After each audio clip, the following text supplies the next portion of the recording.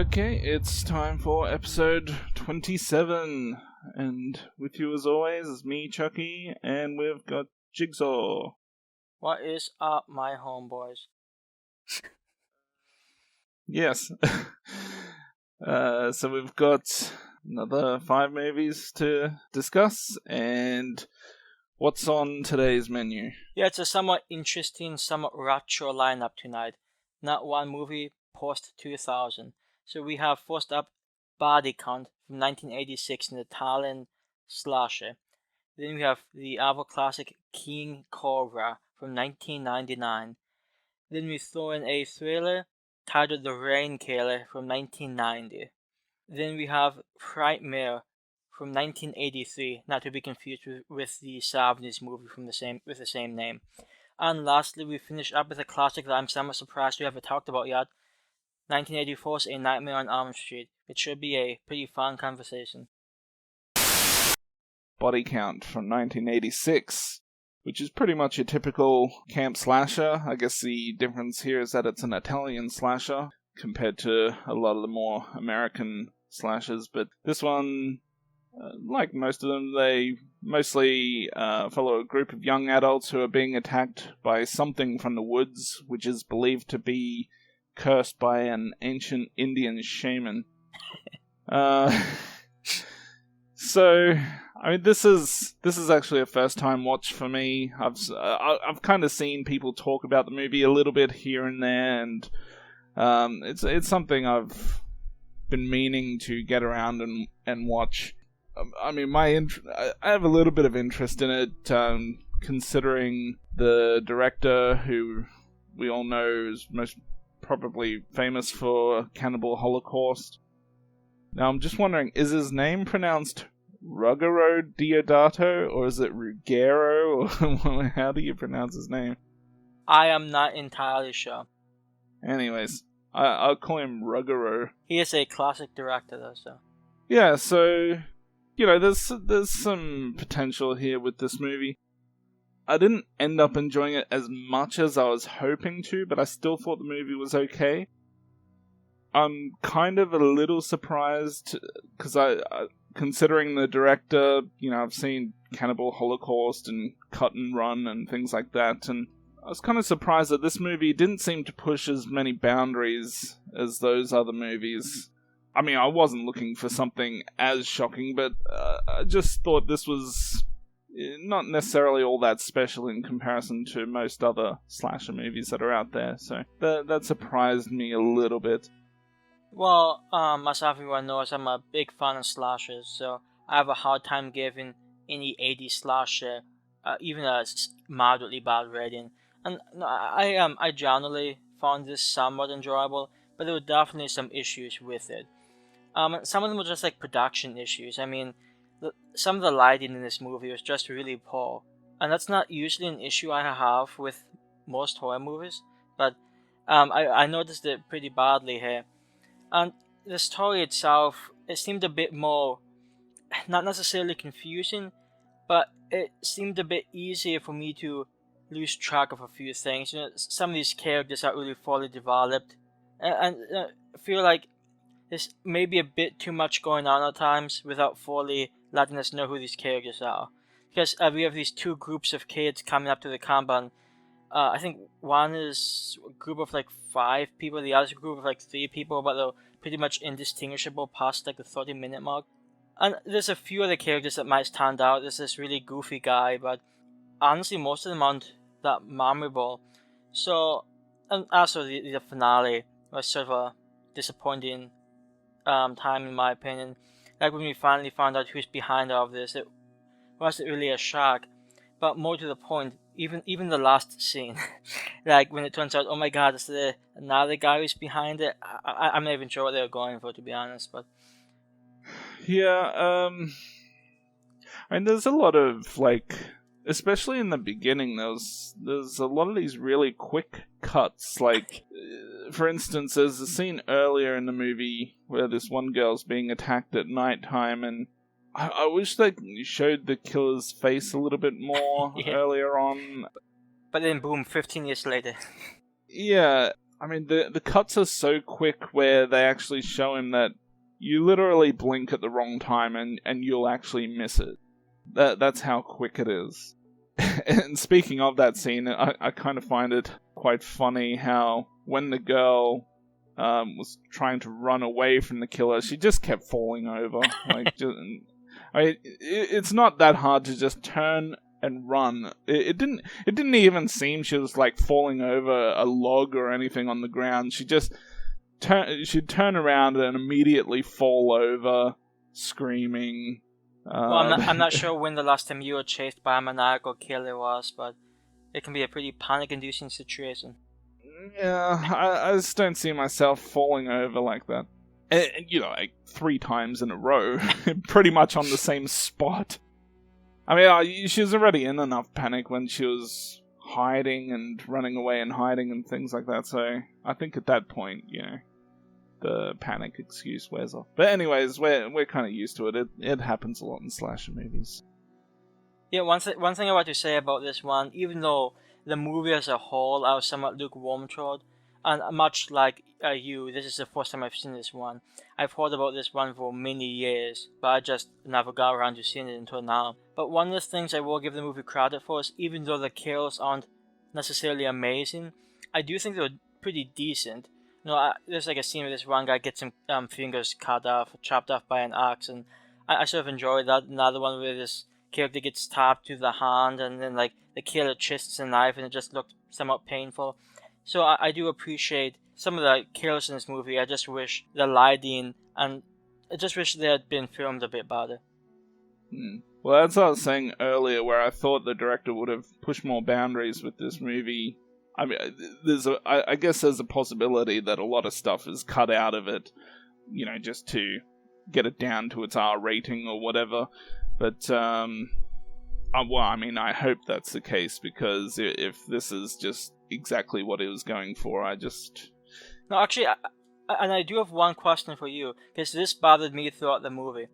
I have never once heard that word pronounced shaman. It's always been shaman. Is that something you noticed, or is it just like a normal pronunciation?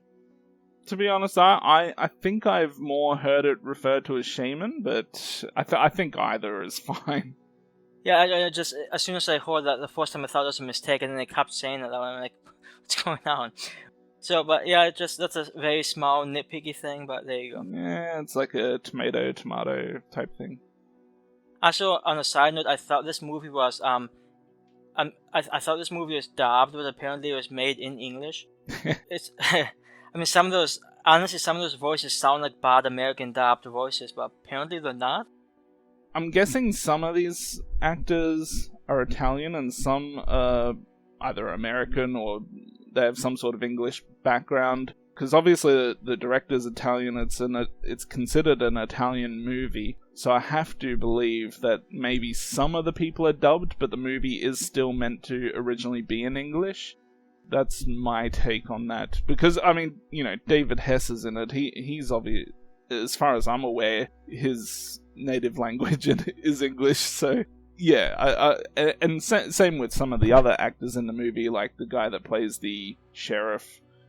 I don't know his name, but I've seen him in other things, and I'm pretty sure he only speaks English as far as I'm aware. So, yeah, I think it's a bit of a mixture of English and Italian people in the movie, and maybe they dubbed some of the Italian actors.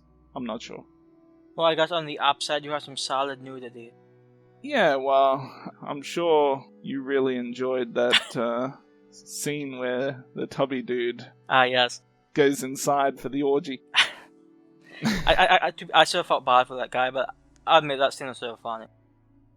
I can't remember how much, if any, nudity was in Cut and Run. I assume there was. It's been a while since I saw that movie, but I know there definitely is in Cannibal Holocaust. I wonder if the old Ruggero into seeing a bit of peen in all of his movies. You can always ask him. I really don't know. You had to find some way to get a penis in this movie. And hey, it worked out well. Which would probably, in the US, that would probably make the movie NC-17. Well, what else do you think about this movie? Well, I mean, I enjoyed the fact that it started off with some basketball. I mean, I always am I always appreciate that. So, Now, out of interest, what do you think about the ending of this? Were you like when it just like last second, seems like there's another killer? yeah, I mean, we've seen that ending, a bunch of times. It's not all that surprising that a lot of movies go with that type of ending, I guess. But yeah, I mean, Well, take it or leave it. I'm not too worried about it. I guess it is true that this movie wasn't necessarily concerned with the story as its number one priority, so that makes sense. No, I guess at the end of the day, it's a slasher movie, so the story takes a backseat to other things.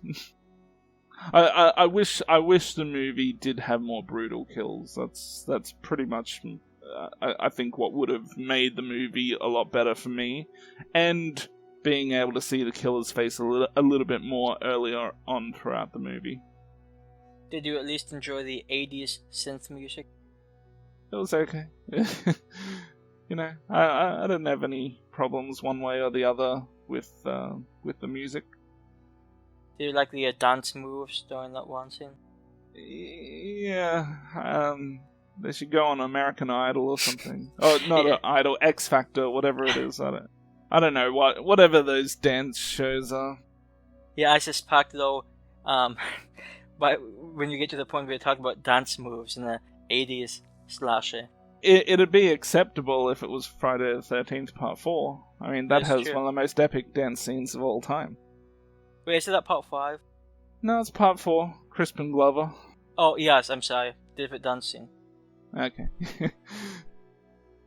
Yeah, so, yeah, I thought the movie was okay. I was hoping to enjoy it a bit more, considering the reputation of the director, and yeah, I just thought there was a chance this could be a little more brutal than your typical slasher, and it ended up being just a little similar to a lot of other movies out there. I thought I'll give the movie a 6 out of 10, which is pretty much my kind of average rating. I certainly won't mind watching it again. Hopefully, maybe in like a HD presentation would be lovely for me. There's some quality optimism. Yeah, it was okay. Yeah, I'm going to give the same score, 6 out of 10.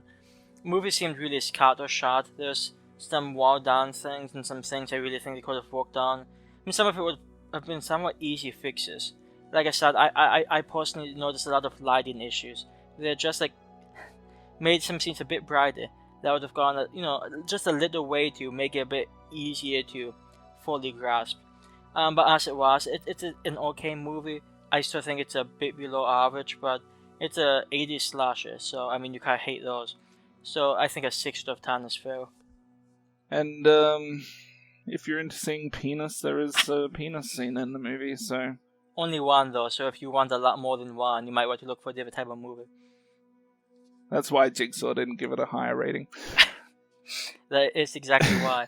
I like my king cobras. Wink. And so next up is, as I alluded to, King Cobra from 1999. It's just one of those shitty snake movies in which like this mutated snake escapes from a laboratory, and then 2-3 years later, it wreaks havoc in this small California town during the time about to have a big bear fest type thing. The movie itself is decently unremarkable. There's some big names in the movie. Well, the moderately big names in the movie. Pat Morita from Karate Kid, Hoyt Axton, who was in Gremlins. He played the father, and then Courtney Gaines from Children of the Corn, who played Malachi. Good to see that his career took off. One scene in a shitty snake movie, but anyway. Hey, I thought his character was a lot of fun, but yeah, he only just appeared at the beginning, but even so, it was sort of nice seeing him. So, the movie's not great, but I personally think this movie has a bit of charm, if only because this is before the huge CGI push into movies. You watch any random sci-fi snake movie, it's probably going to be worse than this one is, in my opinion. Even though the effects here didn't look good, great, they look pretty horrible, but I think there's a bit more charm here though than in a lot of more modern day movies that might use the same type of plot. But this may be a point of dispute. So, what were your thoughts on this one? I remember seeing at least some of this movie back not long after it was released, like on TV. I remember some of the like Pat Morita scenes, so it's not exactly a first time watch for me, but I think this is the first time I watched it from start to finish. I mean, you summed it up pretty well. It's a shitty snake movie. Yeah. You know, it's got that sci-fi channel movie type of feel, I guess. Yeah, I think especially in the first half of the movie, there's a lot of like snake attack scenes, where you see people. Like, they don't even really show the snake. They kind of show the camera creeping up on someone. You hear a big noise. And I mean, those types of scenes always feel really lame and cheap. Yeah. I mean, the second half, they show the snake quite a lot. So, I mean, it's not like... I don't know if they just felt they were being artsy with the movie, you know, showing less of the creature in a less is more type of way, but I'm telling you right now, it's less. Less is less in this instance. Probably the one positive, even though the snakes still looked kind of silly, they still seem to use a lot more practical effects. Like, I mean, it's not like a complete CGI crap fest like other films that we'd typically see where you've got like some sort of monster snake or whatever type of creature. So I kind of appreciated that it was a little more practical in that sense. But yeah, it still doesn't look great. It's a shitty movie. Yeah, I think no, I have seen this one before. Let's say somewhere between 6 to 18 years ago, I saw this movie. I was much younger back then, and you know, it's a terrible movie, but I had a fun time with it. And I suspect some of that, I guess. I wouldn't necessarily call it nostalgia because I saw this movie, you know, when I was a young teenager. But I find the movie terrible, but in an odd way, I find myself enjoying it. Like the ending, you know, it's just sort of silly. You're trying to capture the snake in this tube, and I actually do like the last scene. You know, where it goes in its sleeping gas, and then you hear his scene. It's a terrible ending, but it's so funny. But I find this movie a bad movie, but not necessarily like I don't think it's like the worst of the 90s, and that's certainly maybe a little different perception than what some people might say about this one. Yeah, that one scene where the snake and Pat Morita, like they've got them kind of face to face, both in the camera. I was just like, you should have like crane kicked him or something. Yeah, unfortunately. Now, the snake did get kicked once, but unfortunately it wasn't by that character. Talk about a major disappointment, by the way. I mean, to me, the movie would have been a whole lot more enjoyable if it was like, you know, Pat Morita's teaching the snake karate to get back at some other snakes who have been picking on him, or... That is a wild plot, and somebody may pick up on that. Teach it some wax on, wax off. Yeah, I guess the only other thing that I really mention about the movie is that, and you'll probably appreciate this comment, but I think back at other movies that have, you know, animal-type creatures as killers, like, let's take one of your favorites, Arachnophobia. I think the good thing about that movie is that the spiders are somewhat believable, like they're a little more realistic in terms of the size and things like that. Like even the bigger ones, the queen and stuff at the end, I mean they're pretty massive, but still I guess somewhat within the realm of being realistic. And there's a whole lot of other really small spiders in the movie, and they're all quite deadly. And I find that a lot scarier than just some, you know, kind of monsterish version of an animal. It just seems so silly to look at. I think that's where a lot of the modern day sci-fi movies go wrong. Yeah, bigger is not always better. Especially if it's done with hideous CGI. I mean, if they had like just a kind of more of a normal sized snake or multiple normal sized snakes, that to me that would be scarier. I mean, obviously I live in a country where snakes are quite common. The second most deadly snake in the world is a very common snake that you see in Australia. So, I mean, even my dad's been bitten by one. So, I don't need a snake to be fucking 5 times the size of a human to be scary. Like a snakezilla. Snakes are scary enough just in their own little form. And then just like the stats that Pat Morita gave in the movie, where they kill more than anything else on the planet. So yeah, I thought I'm not sure if that's probably true, but I did like the little speech type thing. Yeah, I mean that the speech made snakes seem more scarier than actually seeing this big snake on the screen. Speaking of seeing the snake on the screen, I did like the kill where the guy sees a reflection of the snake off his television screen. Probably, aside from any Morita scene, that's probably one of my favorite scenes in the movie. And it's not like a great scene, but I think it's sort of funny. Yeah, I'm probably going to, well, I'm not going to say surprise people, but I'm going to give this one a rating that people might think is a bit much. I'm going to give this one a 6.5. I'm going to lower that down to a 6 out of 10, so it's still a below average rating.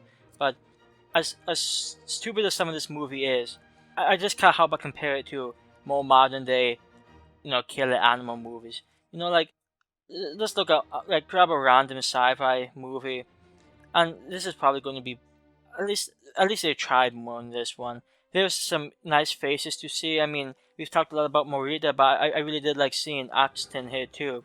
So, I think there's enough going here that entertained me, and even though some of the stuff is just ridiculous, like the one couple who was playing like hide and seek, that scene I'm not too convinced on, but I enjoyed this movie enough to, give it a 6 out of 10, so there you go.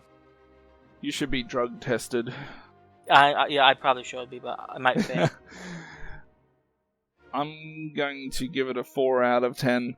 I actually think the IMDb rating is a little harsh. I think it's got like a 3 out of 10, maybe 3.1, but I don't think it's quite that bad. But yeah, it's still pretty silly. Once again, it's a shitty snake movie. The practical effects are appreciated. I'd still prefer to see that over CGI, like we see in most of these other similar type of movies, but it was still pretty stupid. out of interest, this is a movie that came out the following year called Python. I was wondering if you've seen that, if you seen anything about that one. I do recall the poster for it. I can't remember if I've watched any of it, or maybe I've seen parts of it. I don't really go out of my way to watch a lot of these silly, monsterish animal type movies. Maybe some of the older ones from 80s and stuff, but anything from near 2000s and beyond, I always think of movies, like Sharknado, or I mean, I did see a movie that I quite enjoyed a while back when it first came out was Deep Rising, which I mentioned to you at some point. And originally watching it on a very small TV, because back in the day, big TVs weren't really a thing. So I was watching it on a small TV. You don't really notice the CGI as much as you do now with HD and 55-inch TVs and higher. So now it kind of, even though the movie's still somewhat enjoyable, it kind of looks a lot shittier. So anything that has CGI like that, it just almost completely takes me out of the movie. So I don't go searching for those type of movies. Well, if you ever do see Python, just know that it has Robert Englund, and maybe that's will make you more likely to enjoy it. So next up, we've got The Rain Killer from 1990, which is a movie that doesn't... I don't hear anyone talk about it, really. But essentially, it's just it's a crime thriller and a slasher movie kind of rolled into one. as a bunch of detectives are on a case to find a serial killer who's attacking victims in the rain. The movie itself isn't all that special in terms of plot, and I mean, we've seen probably a ton of other movies with similar plots to this one.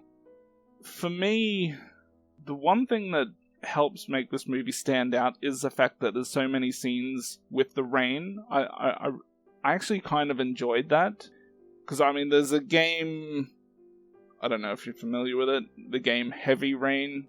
Yeah, I've heard of it and I've seen a little bit of it. Yeah, it's one of the games that I've probably played a lot in comparison to most other games, so it's got a lot of similarities to that, both in the sense that obviously it's got a lot of parts with the rain, but it's also kind of, you know, there's a detective side to it where you're trying to find a serial killer.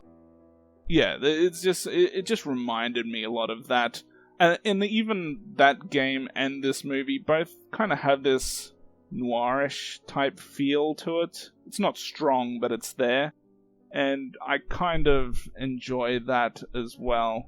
I mean, I hear saxophone in the background. I just know this movie's going to not only be a bit of a noirish crime thriller, but it's also going to have some sex in it.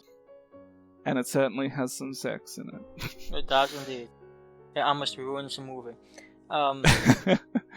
Well, yeah, I mean, after the first two stabbings, which happened quite early in the movie, and I think those scenes are actually quite decent, because even though I wouldn't call them very graphic scenes, but they quite relentless. They get the job done.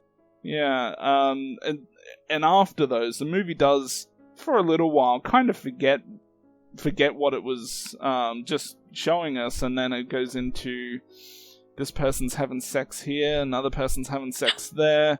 It kind of forgets for a while that there's actually a movie going on and they're looking for a killer. Yeah, so I enjoyed, probably for this very reason, I enjoyed the first 20 minutes of this one. I thought it was moody, I thought it was atmospheric, I liked the scenery, I liked the atmosphere of the rainfall on this guy chasing women with a knife. And then it became like a melodramatic, romantic subplot, main plot type thing, and my interest level dropped stupendously during that. I mean, when they threw in the random guy with the stripper, like I get what they were going for, but at that point I was just like, I just wasn't feeling it, and I don't really much care for, to be honest, where the story went. Like when we find out, when they catch the killer, like the whole conclusion, I wasn't very happy with it. I didn't particularly like the romantic interest between the agent's ex-wife and the main cop. None of that did anything for me. So I really liked some of this movie, but then the rest of it wasn't painful to sit through, but it just was not my cup of tea. The stripper in the movie is played by Maria Ford, who we saw in Strip to Kill 2, so I knew she was going to get those titties out. She was a decently attractive woman, and I'll say this, I thought she was a lot more attractive than the ex-wife. Okay, yeah. Yeah, wow. The fact that she has short hair almost kills it for me. I'm not into the short hair thing. I know you sort of are. I mean, Ellen Page is the most attractive actress in the country. Agree to disagree. I guess, the idea of killing in the rain, the rain washing away the evidence, it's kind of a neat, more unique type of thing to see in a movie. I mean, we don't see too many movies either take place in the rain or for that very reason, so at least it does stand out a little bit to me just based on those things. It's a little different to some of the other slashers or thriller movies that you see. Now, out of interest, how did you run into this one? Was it just like a random watch one night? Well, the way I ran into this one is there's a couple of there's quite a few boutique Blu-ray labels out there, or small companies putting out unknown movies. And typically, for a lot of Blu-ray collectors or movie collectors in general, if they're into those type of movies, they'll kind of stick to seeing every upcoming release from those companies. And in this case, I think this one's from Scorpion Releasing. They release a lot of these more unknown movies from, 70s, 80s, 90s. And yeah, I mean, The Rain Killer, it's a decent title, I guess. The cover art intrigued me enough, so I just took a stab at it. I mean, I couldn't even find a clip on YouTube about it. Or maybe the only clip I could ever find is just the detective and one lady just having a conversation in her living room. That was it. It didn't really show anything. Like it was probably less than a minute. So it didn't really show any interesting parts to the movie. So I couldn't even find a trailer. So I just blind bought it, watched it. I thought it was decent. I had a good enough time with it. I'm more into thrillers, I think, than you are, so... Well, I don't think I know. And even though you can loosely call this a horror movie, it's first and foremost a thriller. Yeah, I will say the poster for this movie is pretty good material. The one I'm seeing has a sort of a tagline, and that sounds psycho, have showers been so terrifying, and showers, rain, it's pretty funny stuff. Yeah, and like I said, I really enjoyed the beginning of this. If they had just kept that feel throughout the movie, instead of toning it more to like even if they kept the thriller thing, if it was a thriller with good atmosphere, that's great. But I personally, the whole romantic, it became a pretty big plot point of this movie. The whole romance between the detective and the ex-wife. I didn't care. I didn't find much of the finale particularly emotional. It wasn't particularly heart-wrenching. I just didn't care. I did sort of like the main character played by Ray Sharkey. I thought he was occasionally pretty funny, but overall, I felt more lukewarm toward this than anything else. Speaking of Ray Sharkey, as I sometimes do when I'm watching movies, I have a look at these people's IMDb profiles, see what other movies they've been in, just maybe learn a little bit more about the actors that are in the movie. And I noticed that he died like a couple years after making this movie from like AIDS or something. Like, yeah, HIV AIDS, yeah. Sharing needles or something, and yeah, it's just one of those things. Interesting thing to mention, I guess.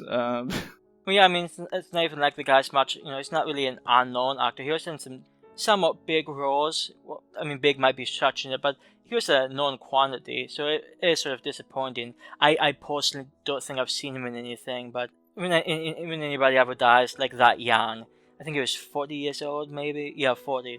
That's just really disappointing, especially, there's some actors who still act up to those 70s and 80s, so this guy definitely could have done things in the future. Had he made it to the future. Could have been a Rain Killer too. So we lucked out. I would have been fine with that. Yeah, so I had a decent time with the movie. I don't think it's necessarily plot-wise all that special, but I think the setting, a lot of scenes in the rain. I think the stabbings, they've got some quite relentless stabbings. They're not like just someone come up, stab them once, and then walk away. They actually, stab them a shitload of times, really. During the actual scenes where we get to see stabbings, which, there's 4 or 5 in the movie, I think, roughly. And I enjoyed the kind of noirish type feel with the sexy sax in the background and everything. It really set a decent mood for the movie, at least for me. So I'm gonna give it a 7 out of 10. I certainly won't mind watching it every now and then. Maybe, watch it again another 5 years or so, and watching it while it's raining outside helps set the scene even better. Yeah, so I'll just reiterate. I think the movie did some things really well. Atmospheric and moody beginning. I thought that, like Chucky said, the stabbing sequences, they weren't bad. They were pretty decent. I especially like the one where this woman's begging to be let into this. I think it was the diner type thing, and then the guy comes up behind and stabs her like 5-6 times, or the other woman's just like screaming, just right in front of her, just.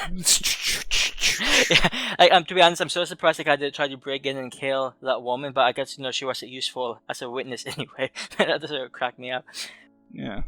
But I mean, the movie's okay. It's not special. And I really, like I said, I personally lose interest once they hit the romantic points really hard. But it's an okay thriller.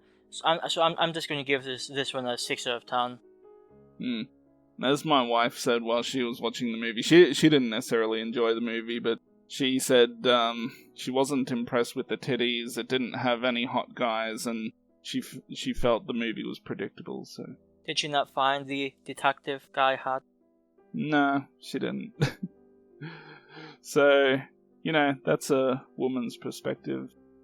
Yeah, I will give her that. I did think some elements of this movie were somewhat predictable. Like I said, I found the ending, the answers behind the mystery somewhat disappointing. But it is a somewhat unknown movie, so I would definitely recommend you see it for yourself before you take any of our judgments seriously. Yeah, next up is an interesting movie titled Frightmare from 1983. A somewhat unique plot in which this somewhat well-known horror movie actor dies, and these, I guess, really big fans of his decide to abduct his corpse because it's a sign of respect. You have someone you really like, to just take the corpse after they die. And they just take it back to the apartment house type thing, and they just party with the corpse, and then the corpse is pissed, because they abducted the corpse. And so he tries to get revenge with the help of some wife who is working with some mystic, and it's all fantastic stuff. This is a movie I really wish that I enjoyed more than I do. It's not a slasher, but it is an 80s horror movie, and I think we as horror fans, we tend to look at the 80s as one of the highlights of the horror genre. Like 80s is probably one of the best decades of horror movies. So whenever you run across an 80s horror movie that's a letdown, it sort of sticks with you. And I would definitely call this one a letdown. The biggest problem being that the story here wasn't that great. The plot was a bit of a mess, and the characters, like the college kids, only one or two of them maybe stick out. And otherwise, I don't think there's a lot going for this movie.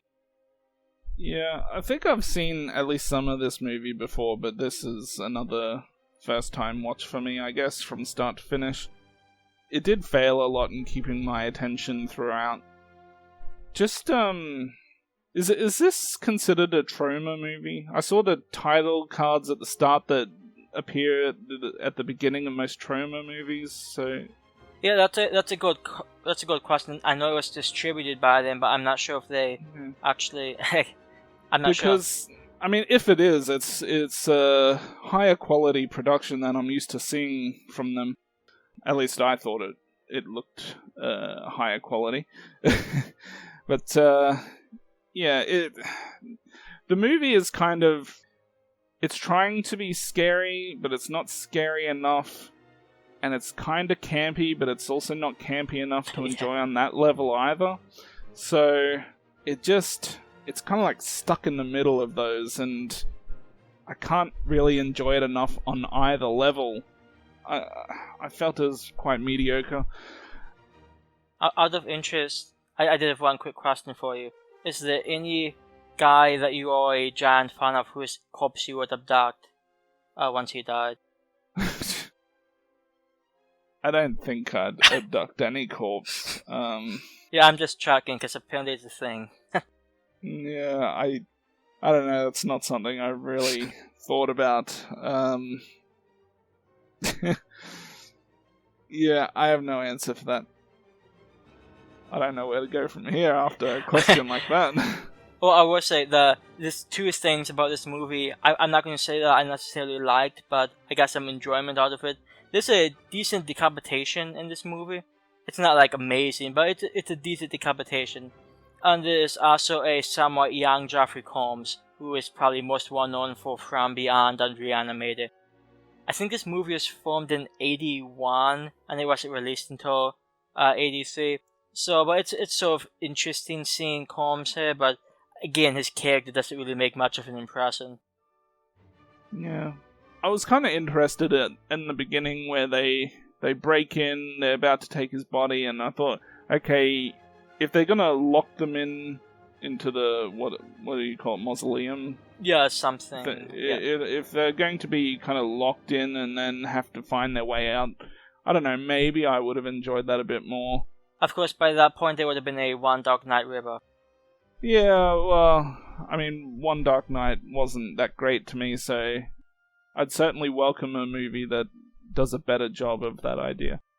Anyways, yeah, when they end up taking or abducting the body, I was kind of wondering exactly where is this movie going? Is this going to be like a Weekend at Bernie's type thing? Which might have been enjoyable if it did end up going that route, but it didn't. So, I don't know. The movie starts off sort of interesting, and then it trails off, and it just didn't keep my interest throughout. Yeah, like I said, I feel like this movie, the beginning wasn't great, but because we're not really even introduced to the main group of kids until like 15 minutes in. You just follow the actors, final days, I guess. But I don't know, there's not enough punch to this movie. The story is pretty weak, and I just can't get over it. I mean, it seemed like sometimes the kids who abducted the corpse, sometimes it seems like they really respected the guy and they're doing this as a way to celebrate his life, but other times they seem like really super disrespectful.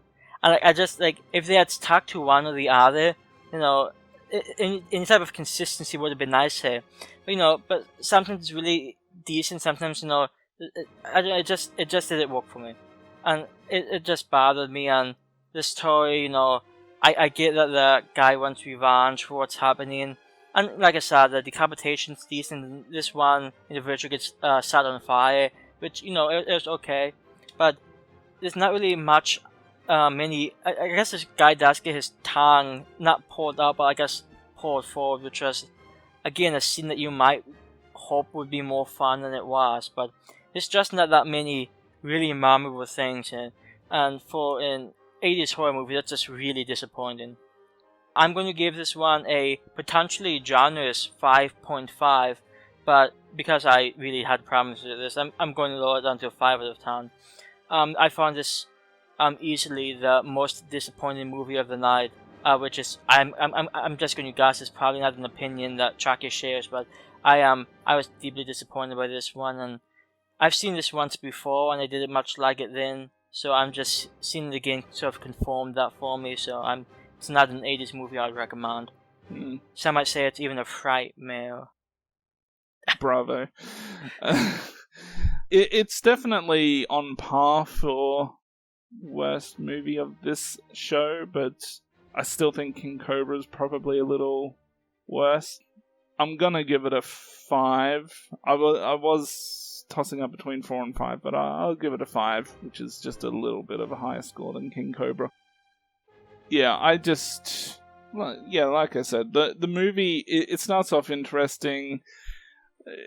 Not sure exactly where it's going to go, and as time goes by, I'm just less interested in it. It doesn't keep my attention. It gets stuck in the middle between trying to be scary, but it's also a little campy, and it never quite succeeds in either area. It's not, it's certainly not all that scary of a movie, and it's not silly enough to really be enjoyed on that level either. So, yeah, I thought it was quite mediocre. Anyways, let's move on to the final movie for today's show, A Nightmare on Elm Street from 1984. And this is exactly what the internet needs, another Nightmare on Elm Street review. We are the first ones. There's not a whole lot of them out there, so this is what we do. We bring you the reviews of movies that you can't find reviews for anywhere else. Anyways, it's about a child murderer who invades the dreams of teenagers to get revenge on the parents who were responsible for his death. And that's Freddy Krueger, of course. We all know him. He wears a stupid Christmas sweater and has knives on a glove that he wears on his hand. So, obviously, it's a classic movie. I mean, I don't know how anyone could come across this movie and give it a bad score. There's just going to be varying degrees of how much you enjoyed it, and obviously, I think it's a very good movie. I do enjoy the movie. I remember. I don't know if it was the first time I saw it, but certainly one of the earliest times that I saw it was at a friend's birthday party. He had some sort of sleepover thing where we just watched a bunch of horror movies. I remember watching this and I think Aliens. I'm not sure if we watched a third movie, but these are the two that I remember. And I always found the movie, at least as a child, to be quite scary. I mean, it's especially those earlier scenes in the dark. I always, I mean, my favorite scene in the movie is that scene where he's chasing Tina. Just, you know, you first get introduced to his character. It's very dark. Even the scene, which kind of looks corny, but where his arms are just extended. I mean, back when I was a child, that freaked the shit out of me. So, you know, it's kind of funny to look back on it now and kind of laugh at it. But yeah, I mean, what else do I need to say about the movie? I mean, what do you think of this one? Much like you, this is one that I would go as far as to say it's one of like the horror movies that sort of shaped my love for the genre. Growing up, I was mostly raised on Universal movies: Dracula, Frankenstein, Creature from the Black Lagoon, the black and white classics. And this is one of the earliest, I guess you can say, quote unquote, more modern day horror movies I saw. My parents got it on VHS from probably Blockbuster, and they were watching it, and it scared the shit out of me. Like, this movie terrified me when I first saw it. In fact, I don't think I actually finished it that time because I was hiding behind either the couch or the chair. During the finale, once she walks through the closet, basement into the giant, industrial factory, and it was just terrifying. So I have a lot of great memories of this movie, and like I said, it's a classic. It's generally loved by everyone. I don't think it's a perfect movie.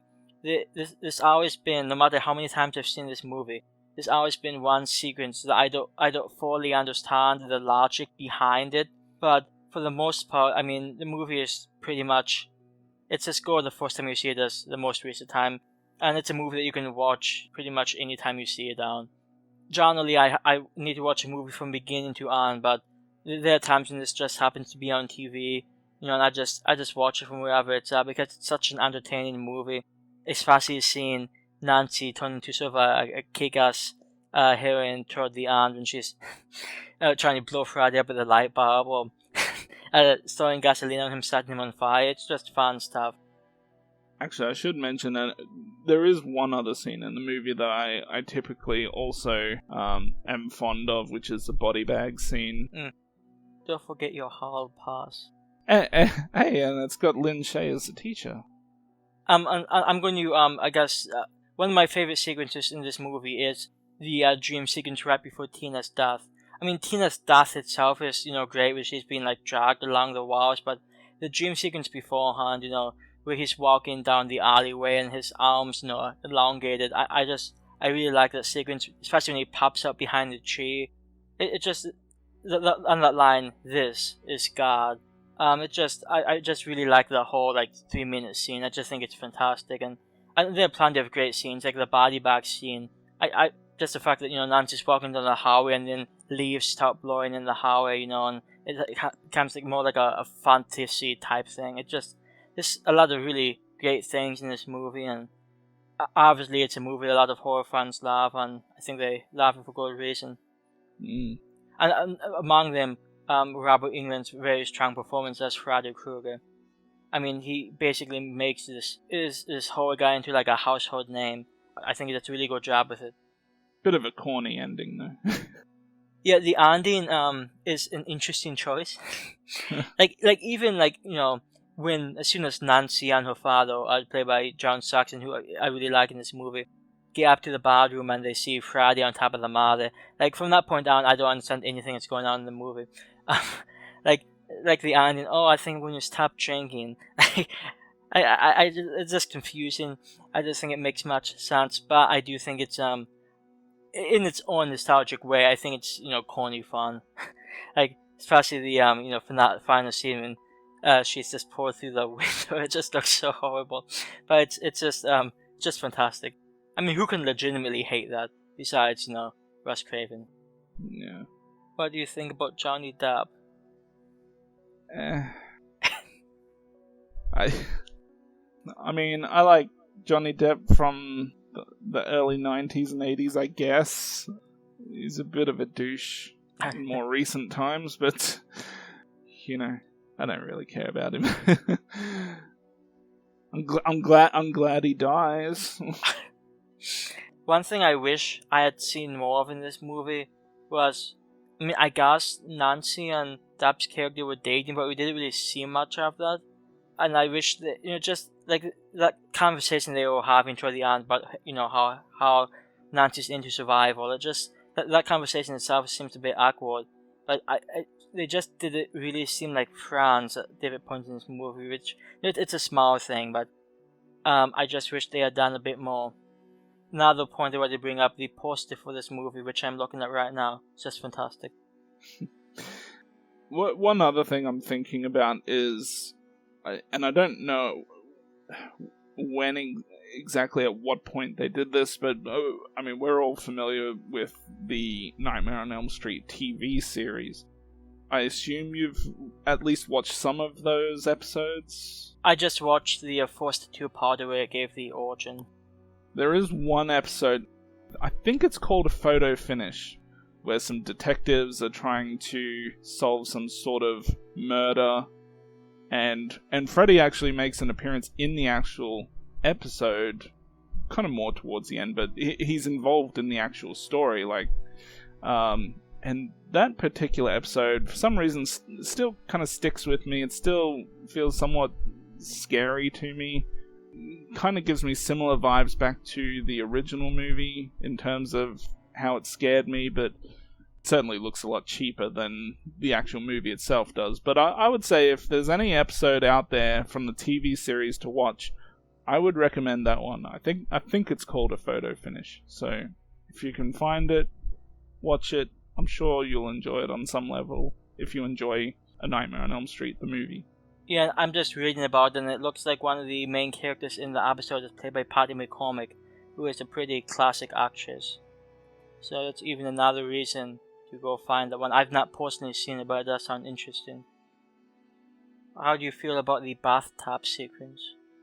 It's a good scene, but it's it's still not one of the best scenes in the movie for me. Like those other two scenes are my highlights: the body bag scene and the Tina dream scene. Yeah, I think it's one of the probably more unique scenes, and it's one of the scenes that sort of sticks with me. I mean, to be fair, a lot of this movie sticks with me. The random scene in the dream clinic where the guy just talking about how we don't really know what dreams are. It seemed a bit, more dramatic than anything. But obviously, it's a classic movie. And I also just want to give kudos to the opening sequence.